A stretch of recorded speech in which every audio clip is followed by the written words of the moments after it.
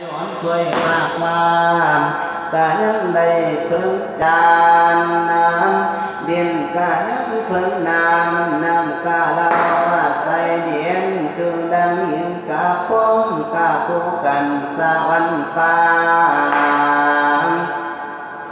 หน้า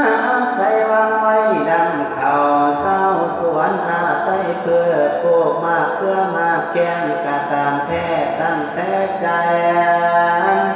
มวลมนุษย์โลกไตจะต้องเพิ่งอาศัยการน้ำคือดังอันตนาจาได้ว่ามาแต่ต้นต้นน้ำคนบ่มีคุ้มครองอาศัยหญิงพิงพองเปี่ยมดังต่อบ่อผู้น้ำคอยท่าแต่สีพวงคงต้องอาศัยแหล่โลกเสียดโด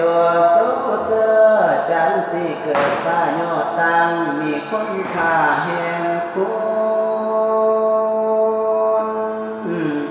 พาสิทำขอกาตนอาศัยแต่งแปลงจานจังสิตามข้องวานที่กลางแจ้งทะเลนไว้ไม่สีเป็นพื้นผ้าใส่ขวนเข้าตามมีแต่ลำแก่นว่าโอนไปแล้วผู้สิฟังขันบ่มีผู้ยองบ่หูกองสีแดงแกงบ่มีพงสุรสบ่แสบหัวเด้อท่านผู้ให้ท่านเป็นคนกว้างกว้างป่าสาสมสอบเส้นป่าขอตังฟังแน่นแกนกุศล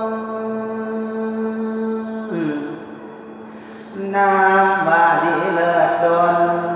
จึงได้ห่วงสินทานในเบิกบานในบวนสิเกินควรน้นคำเมียตาถามสลงใดอาไทยดวงควงกาจาง